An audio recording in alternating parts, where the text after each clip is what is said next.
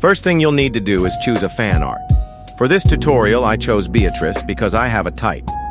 Alright, the first step is to upscale. We can't work with a low-quality image when animating. For the mobile users, I recommend the site imgupscaler.com. The setting you'll ideally want is 400%. However, if you don't have space, 200% is just fine as well. For the PC users, I highly recommend the free Upscale app as it has plenty of AI models to choose from and is honestly the most versatile when it comes to file size. Usually, I set the model to digital, but you can play around with this. Make the scale X3 or X2, make sure not to go higher, as that'll simply result in a much heavier size we won't be able to work with. Now, we'll be going to pixelcut.ai to remove the background of the picture. Now, if you're like me and it doesn't work out for you, don't worry. This is only an in-between step for us to save time. Now, for the second step, we'll need a photo editing software that must do two things: erase and smudge. I'll be doing it on Photoshop as I find it to be a lot quicker. However, the principles will remain the same no matter which software you use. For mobile users, I recommend the app Ibis Paint X. We'll first take the time to analyze the different parts we could animate, such as her claws, eyelids, arm, hair, neck, etc.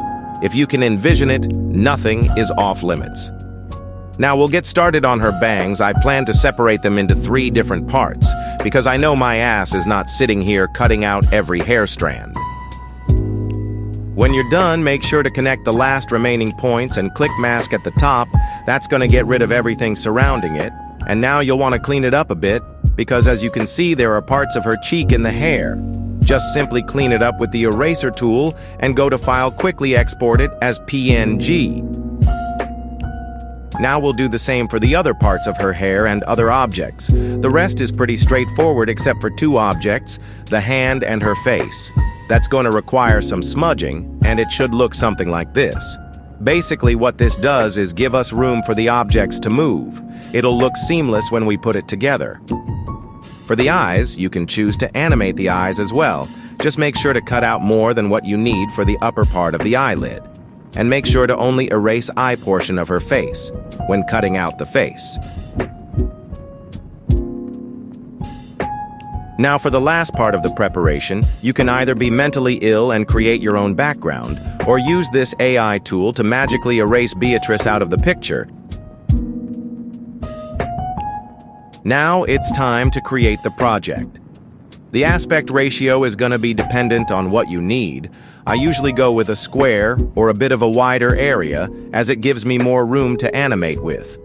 But as you can see, my fan art is similar to a 4:5 aspect ratio, so I'll be using 4:5. 60 FPS is great, but nothing lower than 30 or else it'll look choppy.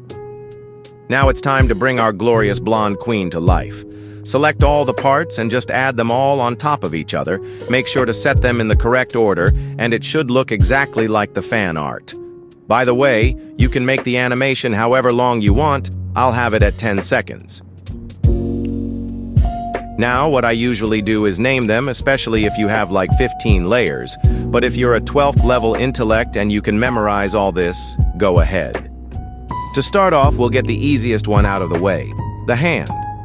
On the hand layer, tap on the transform button and tap again on the XY transform tool.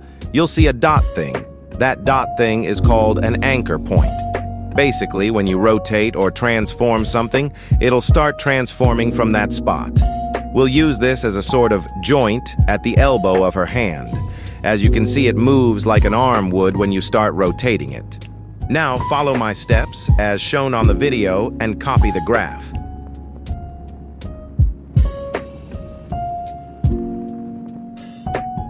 Next, we'll do the hair. The most common effect used for this animation, wave warp. Add the effect and set a keyframe for the phase at the very start of the layer. At the end of the layer, you can set it to however long you want. It'll mainly depend on how long your animation will be. Scroll all the way down and set the spacing and magnitude damping to the maximum. What this does is give a more fluid warp for the hair. Set the magnitude to whatever feels right for you. And now play around with the angle to see what looks right. Usually about 200% to 240% is what I use for most hair animations. And we'll simply apply the same principles to the rest of her hair parts. Next, we'll do the eye. Go into the Transform tool and add a keyframe at the start of the layer and go about 0.5 to 1 second forward and scrub down on the tab until the eye closes. And go 0.5 to 1 second forward again and scrub up until the eye fully opens. Now that's one blink animation. Each blink animation you do will have these 3 keyframes. Copy my graph settings for the first half of the blink and the second.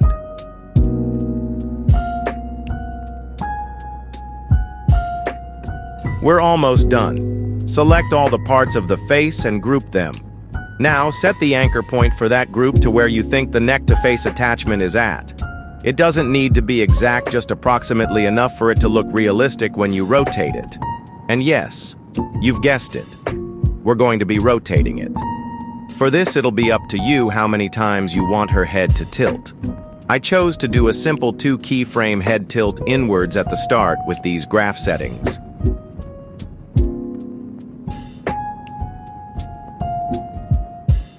For the butterflies, just add 2 keyframes, one at the start and 1 second forward. Add the effect's random displacement and choose handheld. This will give the butterflies a simple panning. And add fade in out and set it about 0.2 for fade in and 0 to fade out. The butterflies should look something like this.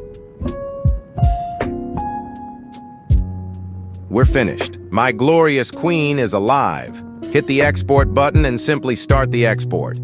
Even if you're a complete newbie or an advanced editor, hopefully you gain some value in this tutorial.